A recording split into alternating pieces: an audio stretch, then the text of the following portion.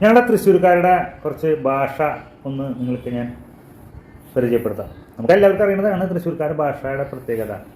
വളരെ ഷോർട്ടായിരിക്കും പറയുന്നത്, പെട്ടെന്ന് ചിലവർക്കൊന്നും തിരിയില്ല, മനസ്സിലാവില്ല. പക്ഷെ ഞങ്ങൾക്ക് എല്ലാ ഭാഷയും സംസാരിക്കാനും അറിയണ്ടതാണ്. തൃശ്ശൂർക്കാർക്ക് ഏറ്റവും വലിയ പ്രത്യേകത എന്താണെങ്കിൽ തൃശ്ശൂർക്കാർക്ക് തൃശ്ശൂർ ഭാഷയും സംസാരിക്കാൻ അറിയാം. അതുപോലെ ഇപ്പോൾ ഞാൻ സംസാരിക്കുന്നത് പോലെ തന്നെ എല്ലാ ഭാഷയും കൃത്യമായി സംസാരിക്കാൻ അറിയാം. അല്ലാണ്ട് അച്ചടിയിൽ മാറ്റുള്ള വാക്കുകളല്ല ഉപയോഗിക്കുന്നത്. എന്നാൽ ഞങ്ങൾ ലോക്കലായിട്ട് സംസാരിക്കുന്നത്. അപ്പോൾ ഒരു സംഭവം വർഷങ്ങൾക്ക് മുമ്പുണ്ടായുള്ള ഒരു സംഭവത്തെക്കുറിച്ച് ആണ് ഞാനിപ്പോൾ പറയുന്നത്. അത് വർഷങ്ങൾക്ക് മുമ്പ് കലാപമണി നാദൃശ്യൊക്കെ ഇറക്കിയിട്ടുള്ളൊരു ഓഡിയോ കാസറ്റിൽ ഓണത്തിനിടയ്ക്ക് പൂട്ട് കച്ചവടം ദേമാവലി കുമ്പത്ത് എന്ന ആ രീതിയിൽ ഇറങ്ങുന്ന ഒരു ഓഡിയോ കാസറ്റിൽ വന്നിട്ടുള്ളതാണ്. പക്ഷെ അതിഗംഭീരമായിട്ട് അത് പറഞ്ഞിട്ടുള്ള ആ കലാകാരൻ അതിഗംഭീരമായിട്ട് പറഞ്ഞിട്ടുണ്ടായിരുന്നു. അതെനിക്ക് വലിയ ഇഷ്ടമുള്ള ഒരു ഡയലോഗാണ്. അതിങ്ങനെയാണ്, അതായത് അതിൽ കുറേ സംഭവങ്ങളൊക്കെ വിട്ടുപോയിട്ടുണ്ടാവും. ഏകദേശം ഞാൻ പറയാം, കൃത്യമായിട്ട് എനിക്കത് ഓർമ്മയില്ല. കുറച്ച് ഞാൻ കൂട്ടിയതും അതില്ലാത്തതും കൂടിയിട്ടുള്ളൊരു സംഭവമാണ്. അപ്പോൾ അത് എന്താ സംഭവം എന്ന് വെച്ച് കഴിഞ്ഞാൽ, ഒരു കൊലപാതകം നടക്കുകയാണ്. തൃശ്ശൂർ ഒരു കൊലപാതകം നടക്കുകയാണ്. അപ്പോൾ കൊലപാതകത്തിൻ്റെ വിറ്റ്നസ്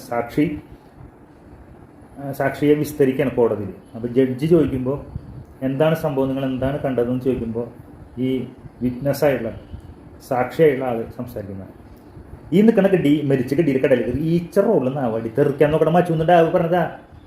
ഈ ഡാവ് തെറിച്ചില്ല, അങ്ങോട്ട് കിട്ടി പറഞ്ഞ ആദ്യ കലിപ്പൈസ ഈ ഡാവ് മറ്റേ ഡാവിൻ്റെ അരയിലേക്ക് പിന്നെ അങ്ങോട്ട്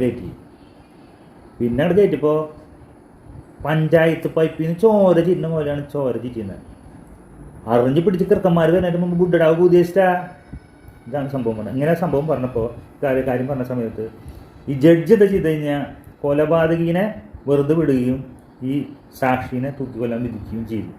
അങ്ങനെയാണ് മലയാള ഭാഷേനെ കൊന്നതിന് വേണ്ടിയിട്ട്. അപ്പോൾ എന്താ സംഭവം എന്ന് കഴിഞ്ഞപ്പോൾ ഞാൻ പറഞ്ഞാൽ തന്നെ പലർക്കും മനസ്സിലായി. ഈ നിൽക്കുന്ന ഗഡി എന്ന് പറഞ്ഞാൽ ഞങ്ങൾ തൃശ്ശൂർ ഭാഷയിൽ പറയുകയാണെങ്കിൽ ഈ നിൽക്കുന്ന സുഹൃത്ത് ഗഡി എന്ന് പറഞ്ഞു കഴിഞ്ഞാൽ സുഹൃത്ത് എന്നാണ് അർത്ഥം.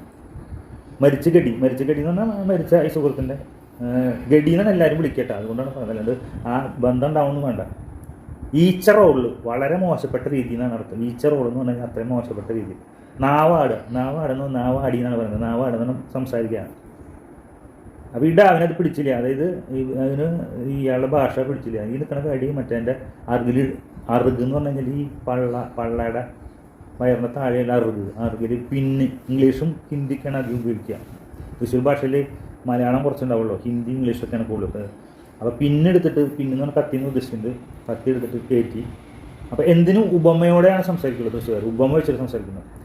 പഞ്ചായത്ത് പൈപ്പിൽ നിന്ന് വെള്ളം ചീറ്റുന്ന മുതലാണ് ചോര ചീറ്റിയിരുന്നത്. അതായത് പഞ്ചായത്ത് പൈപ്പ് പണ്ടത്തെ, ഇന്നത്തെ കാലത്തെ പഞ്ചായത്ത്